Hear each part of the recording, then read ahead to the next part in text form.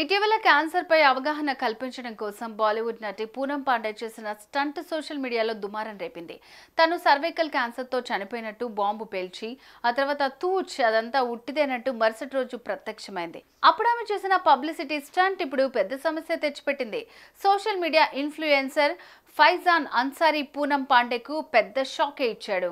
Mukunda jewellers తెలంగాణలో మొట్టమొదటి factory outlet మన కొత్తపేటలో ఫిబ్రవరి 14న గొప్ప శుభారంభం.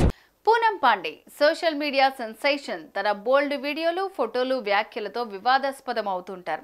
ఇటీవల ఈ నటి తాను సర్వైకల్ క్యాన్సర్తో చనిపోయినట్లు వార్తను క్రియేట్ చేసి మర్నాడు ప్రత్యక్షమై అందరినీ షాక్కి గురిచేశారు. క్యాన్సర్ అవగాహన కార్యక్రమంలో భాగంగానే తాను ఇదంతా చేసినట్టు వివరణ ఇచ్చారు. పూనం చేసిన పనిని జనాలు తిట్టిపోశారు. మంచి ఉద్దేశంతో పూనం చేసిన పని విమర్శల పాలైంది. తాజాగా ఈ ఘటనపై పూనం, ఆమె భర్త శ్యామ్ బాంబేపై కాన్పూర్లో కేసు నమోదైంది.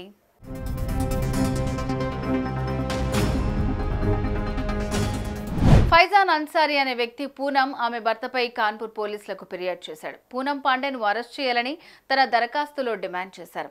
మోడల్ పూనం పాండే దేశం మొత్తాన్ని ఎగతాళి చేసిందని ఫైజాన్ అన్సారీ అన్నారు.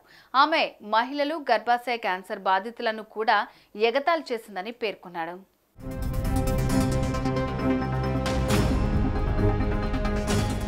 పూనం పాండే పశ్చాత్తాపపడి పిల్లల క్యాన్సర్ ఆసుపత్రికి 2 కోట్లు విరాళంగా ఇవ్వాలని, లేకుంటే పూనంపై 100 కోట్ల పరువు నష్టం కేసు పెడతానని ఫైజాన్ తెలిపారు. తప్పుడు పబ్లిసిటీ స్టంట్ కోసం పూనం పాండే ఇలాంటి పని చేస్తూనే ఉంది.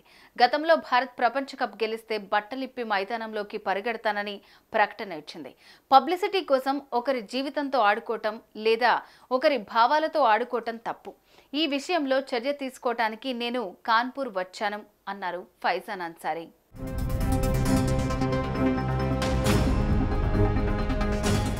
అయితే పూనం తన సొంత పబ్లిసిటీ కోసం ఇలాంటి గేమ్స్ ఆడుతోంది. పూనం పాండే కోట్లాది మంది ప్రజల నమ్మకంతో, యావత్ బాలీవుడ్ నమ్మకంతో ఆడుకుంది. దీంతో పూనం పాండేకు కొత్త సమస్య వచ్చి పడింది. ఫేక్ డెత్ డ్రామా తర్వాత పూనం పాండే అండాశయ క్యాన్సర్ పై అవగాహన కోసం బ్రాండ్ అంబాసిడర్గా ఉండాలనుకుంటున్నట్లు తెలిపింది.